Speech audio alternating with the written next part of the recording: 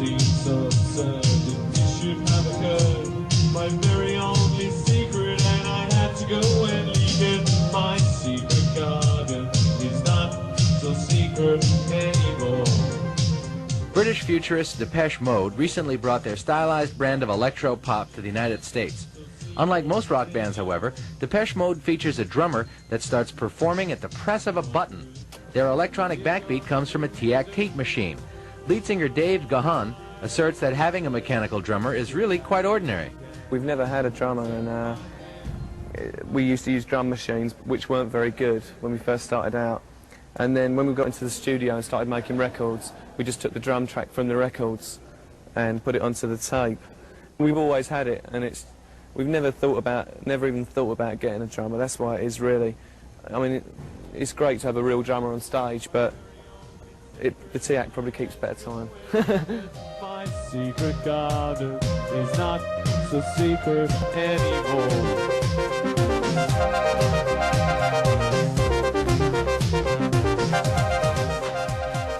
Dave Gahan and the Tape Deck share the stage with synthesizer players Andy Fletcher, Alan Wilder, and Martin Gore.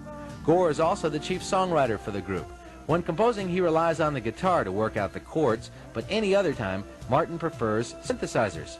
I think I got a bit bored with the sound of the guitar. You know, the electric guitar, there's not a lot that you can do with the sound of it. You know, you can flange it or put it through an echo or something, but it's still basically the same sound. And the synth offers a variety of sounds. Now, you can almost get any sound on it if you look for it. You know, I've got percussive sounds, that kind of thing, and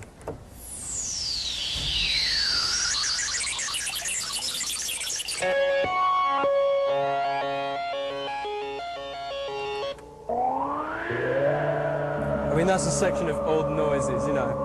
Depeche Mode's newest member, Al Wilder, had piano lessons from an early age, but in the last 5 years he's graduated to technologically sophisticated computerized keyboards. Sometimes it can take a long time to find the sound that you want, but that's half the fun of it, you know.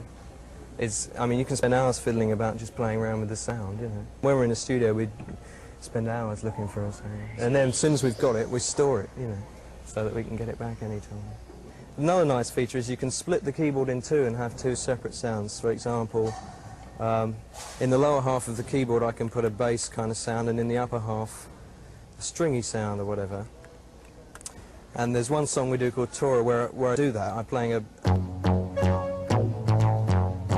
in one half.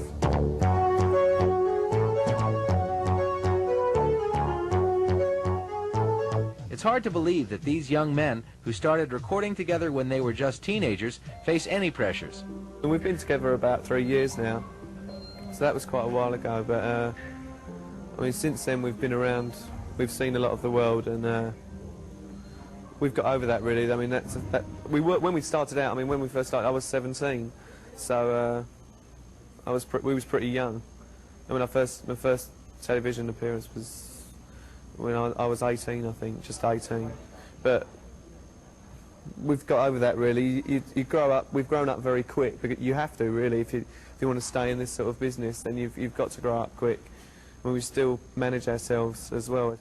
The reflective, heart-searching quality of Martin Gore's lyrics reveals this early maturity, but Gore is shy about interpreting the meaning of his songs. We try not to talk about the songs too much, because I think it's a general policy that we try to keep a bit of mystique, you know, with the songs, because you know, you can go into an interview and talk about the songs and explain it fully, but what's the point? You know, you might as well just do that anyway. Get on a television spot and tell everyone your views. But if you're going to write songs, you might as well try and express them, and then leave it up to the imagination of the listener.